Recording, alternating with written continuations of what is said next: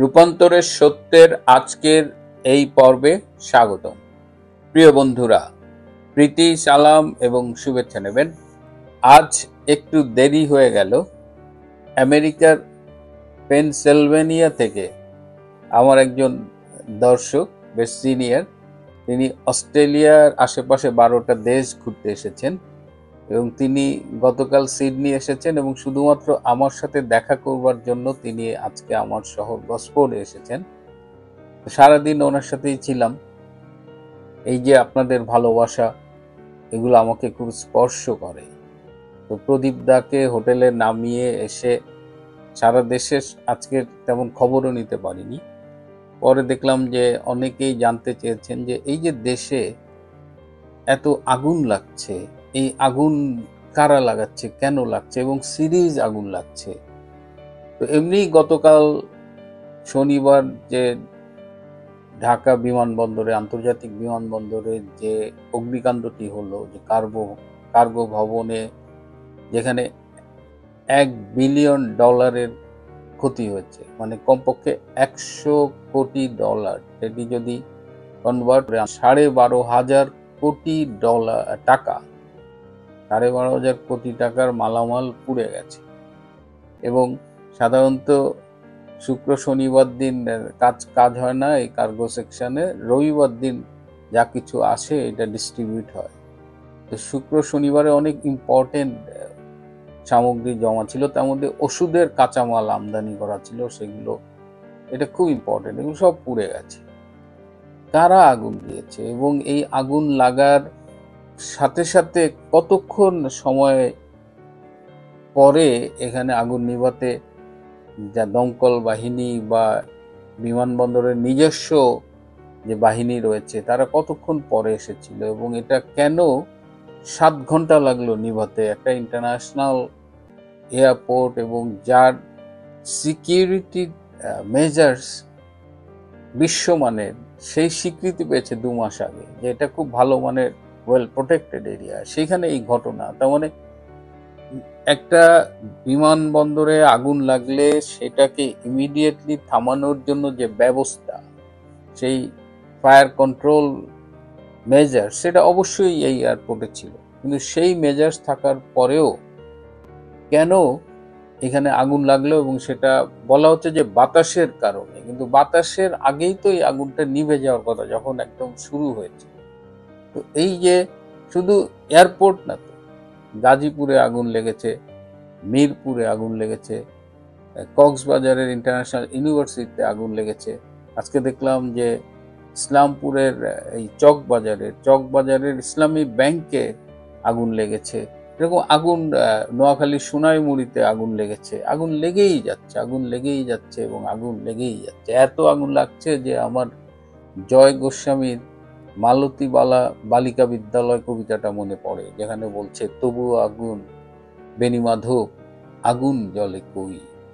এবং যখন আগুন জ্বলছিল তখন আমাদের চিফ অ্যাডভাইজারের প্রেস টিম, তারা ফেসবুকে এই জুলাই সনদ ঘোষণা নিয়ে ব্যস্ত। আমাদের ডাস্টবিন শফিক, প্রেস সচিব, তিনি কোথায় ফুচকা খাচ্ছিলেন, সেই ফুচকার গুণগান নিয়ে ব্যস্ত। মানে যখন রোম আগুনে পড়ছে তখন আমাদের এই এই ডাস্টবিন শফিক, এই ডক্টর ইউনূস, এরা তখন পরিত্যক্ত জুলাই সনদ নিয়ে কিংবা কোথায় ফুচকা খেলো এসব নিয়ে আছে। তাহলে বোঝা যায় কিন্তু কারা আগুন লাগিয়েছে। এখানে তদন্ত চলছে, এই তদন্তের রিপোর্ট কোনোদিন পাবো কিনা, কিন্তু সম্ভাব্য যাদের দায়ী করা যেতে পারে, যে 1 নম্বর হলো যে যারা বাংলাদেশটাকে ধ্বংস করতে চায়। এই যে চট্টগ্রাম পিজেডে একটা গার্মেন্টস পুড়ে ছাই। তো এইভাবে যদি লাভজনক প্রতিষ্ঠানগুলোকে ধ্বংস করা যায়, এয়ারপোর্টের কার্গো সেকশনটাকে পুড়িয়ে দেওয়া যায়, তাহলে বাংলাদেশের অগ্রযাত্রা ডেফিনেটলি, মানে 7 ঘন্টার মধ্যে আপনার $12,500 কোটি টাকা নাই, তো অগ্রযাত্রা রুখে দেওয়া যায়। বাংলাদেশের ধ্বংসটা চায় কারা? ডক্টর ইউনূসদের গত 14 মাসের পারফরমেন্স, জামাত, এনসিপি, তাদের মুরব্বী পাকিস্তানের আইএসআই, এদের পারফরমেন্স দেখলে কি মনে হয়? এরা কি দেশ গড়ার জন্য এসেছে না দেশ ধ্বংসের জন্য এসেছে? সুতরাং প্রথম সন্দেহের তীর আমি কিন্তু এই ইউনূস, জামাত, এনসিপি এই গণকে রাখবো।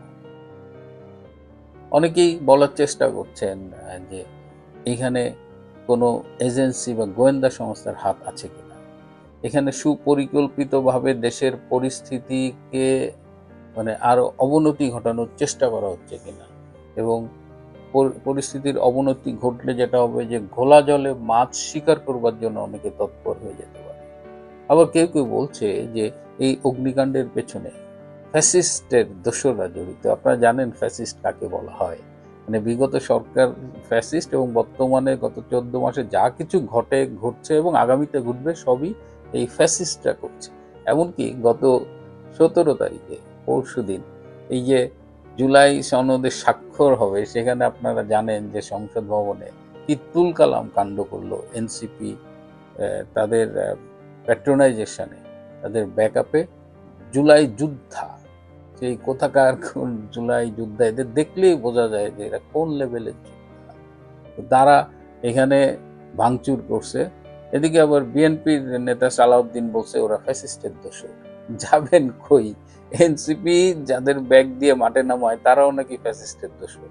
যারা নিজেদের ব্যর্থতা ঢাকতে সবকিছু ফ্যাসিস্টের গায়ে ঘাড়ে চাপাতে চায়, তাদের নিয়ে আসলে কিছু বলার নেই। যে ফ্যাসিস্টের দোসররা নিজেদের বাড়িতে থাকতে পারে না, 14 মাস তারা কোথায় পালায়, কোন শহরে অন্য শহরে, পেশা পরিবর্তন করেছে, ব্যবসা বন্ধ হয়ে গেছে, তারা এরকম মানে একের পর এক সারা দেশে আগুন দিতে পারবে এই সক্ষমতা তাদের আছে। এইটা যদি বলেন আমার কিন্তু বিশ্বাস করতে কষ্ট হবে। বরং ইস মোর অ্যাকসেপ্টেবল যে যারা নির্বাচন চায় না, যারা দেশটাকে অস্থির করতে চায়, যারা দেশটাকে ধ্বংস করতে চায়, তারা এই অগ্নিকাণ্ডে সাথে জড়িত। কারণ এতগুলো দুর্ঘটনা হতে পারে না, একটা দুটা দুর্ঘটনা হয়, কিন্তু সিরিজ অফ ইভেন্টস যখন ঘটে তখন এটা পরিকল্পিত, সুপরিকল্পিত হবার সম্ভাবনাই বেশি। এটা দুর্ঘটনা হতে পারে, মানে এটা খুবই মানে আশ্চর্যের ব্যাপার হবে যদি এই সব দুর্ঘটনা হয়। কিন্তু আমার মনে হয় না যে, এবং এখানে মানে বাংলাদেশকে ধ্বংস করতে চায়, বাংলাদেশের পরিস্থিতির অবনতি ঘটতে চায়, এইসব মিলিয়ে।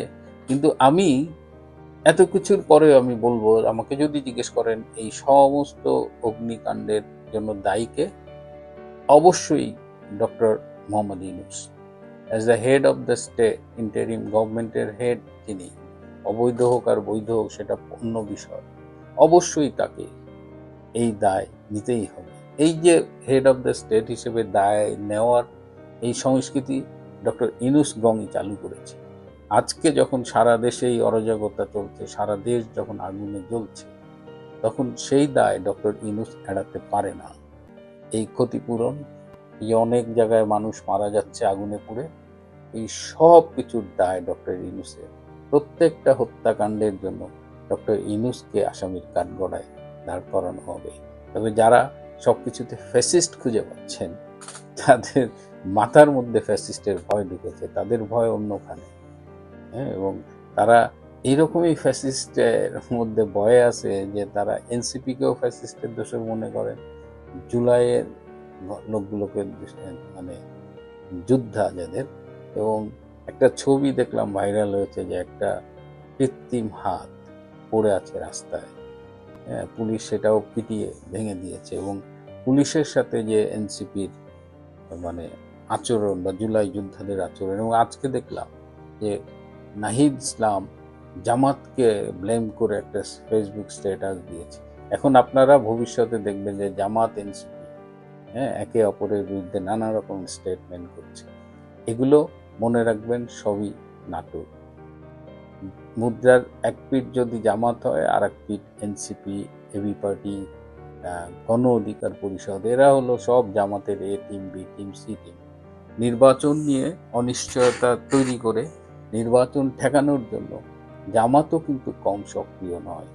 এবং এ কারণে এই পিআর পদ্ধতি তুলে, নানা রকমের কেওয়াস তুলে তাদের একটাই লক্ষ্য, ফেব্রুয়ারিতে নির্বাচন হবে না। কারণ জামাত এই মুহূর্তে ক্ষমতায় না থেকেও ক্ষমতার সব রকমের স্বাদ ভোগ করছে, এবং তারাও মূলত ইউনূসের পেছনে থেকে সরকার চালাচ্ছে। তো এই জায়গা থেকে কেন জামাত যাইতে চাবে? জামাত যতই লাফালাফি করুক, জামাতের ভোট কিন্তু 7 to 8%-এর এক ফোটাও বাড়েনি।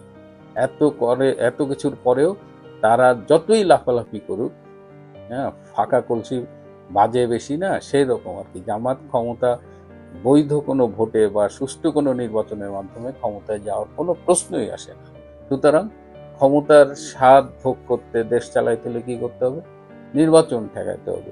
নির্বাচন ঠেকাইতে হলে কি হবে? আসো আমরা এনসিপিকে মাঠে নামাই এবং এনসিপির সাথে আমরা একটা কৃত্রিম বিরোধ তৈরি করি। সুতরাং এনসিপি এবং জামাতের ভবিষ্যতের সম্পর্কে যে ডেভেলপমেন্ট আপনারা দেখবেন, আমি অনুরোধ করব সেইটা বিশ্বাস করার আগে একটু নিজেরা দেখবেন, একটু অ্যাসেস করে দেখবেন। কারণ জামাত এনসিপি এরা মানে একই মায়ের পেটের দুই ভাইয়ের মতো অবস্থা। প্রিয় বন্ধুরা, আসলে ভালো নেই, দেশটাও ভালো নেই। আর দেশ ভালো না থাকলে আমরা দেশে থাকি বিদেশে থাকি, আমরাও ভালো থাকি না। এই অগ্নিকাণ্ড, এইভাবে একটা সাজানো গোছানো দেশ ধ্বংস হয়ে যাওয়া, এইভাবে জুলাই আগস্টে জঙ্গিদের কাছে এইভাবে একটা দেশ ক্রমশ অবনতির পথে যাত্রা করা, এবং এই সময়ে আমাদের জেনারেল ওয়াকার খান, যিনি কথা দিয়েছিলেন দেশ যাতে জানমাল দেখে রাখবেন, তিনি ক্যান্টনমেন্টে বসে নিজের নিরাপত্তাটা নিশ্চিত করার জন্য অসংখ্য প্যারাট্রুপার, কমান্ডো, কি সব বাহিনী দিয়ে নিজেকে ঘিরে রেখেছে। সারা দেশ ধ্বংস হয় হোক, ক্যান্টনমেন্টে আমি যেন ভালো থাকি, এটাই এখন জেনারেল ওয়াকার খানের মতো। প্রিয় বন্ধুরা, আজ এ পর্যন্তই। ভালো থাকবেন, সুস্থ থাকবেন।